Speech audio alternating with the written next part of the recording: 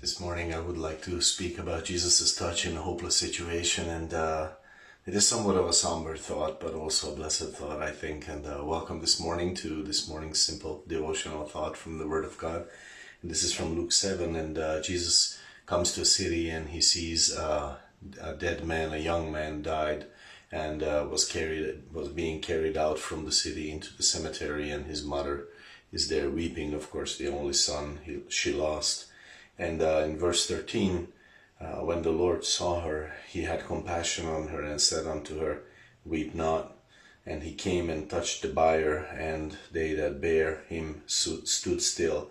And he said, Young man, I say to you, arise. And if you know the story, you know that the young man came back to life. And that is something, of course, that's a miracle. And that's a wonderful thing that Jesus did, and change that story from mourning into joy, and a powerful story about his power. But also, I was just thinking of this, that Jesus touched that situation and changed that situation by his touch.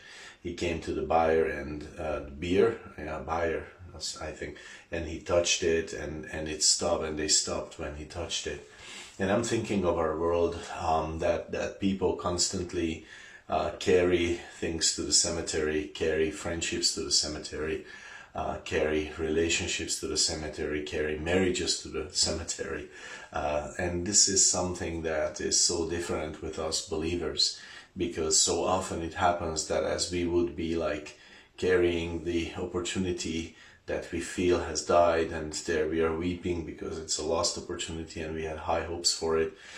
We were carrying it out and we're heartbroken about the tragedy that happened, or the loss that was incurred on us, or something. As we are carrying it out, Jesus comes to us and he touches the bier, and like, it's so interesting, because in our world what we see now is that Jesus is here, the gospel is being preached, and Jesus would touch the bier and say, wait guys, you don't have to get rid of this. I am the God who can change an impossible situation. But nobody listens, and the buyer doesn't stop. And how foolish it would have been in this story for these people to say, when Jesus touched the buyer, I'm sorry, we're busy, we need to bury this guy no matter what you want to do. But they stopped instead, and so the young man rose. But in our world, this is what happens. The gospel is being preached. You can hear it. You can buy DVDs about Jesus, and you can get a Bible anywhere. And people say, no, we're too busy burying our dead. Sorry, our things, our mourning, our pain, our loss, we cannot let you touch our lives. Okay, so that goes on all around us, and we see that. But we as believers, we are in a different situation. This is Jeremiah 17, I think verse 13, is it now? No, sorry.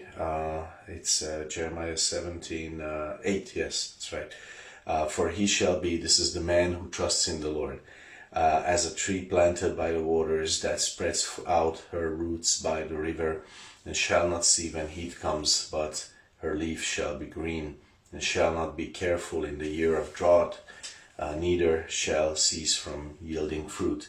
And this is you and me, and our trust is in the Lord. But how does that happen in reality?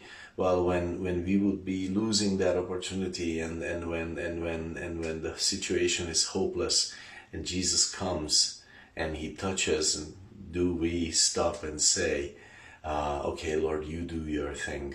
I am letting you do it. I am stopping with this. Maybe I don't have to bury this. Do we dare to have hope when Jesus comes in and touches something?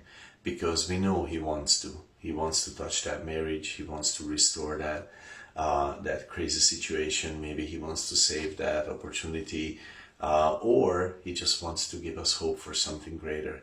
We don't know that. But when Jesus comes in and touches, let us stop and let him do the miracle that he alone can do.